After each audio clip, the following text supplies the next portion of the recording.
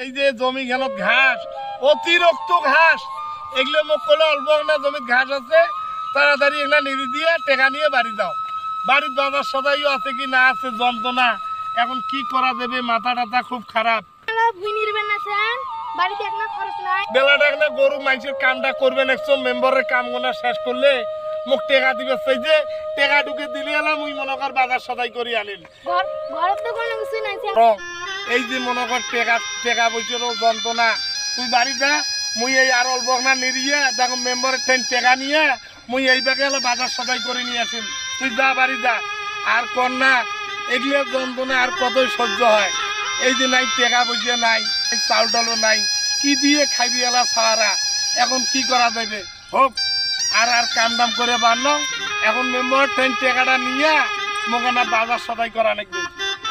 member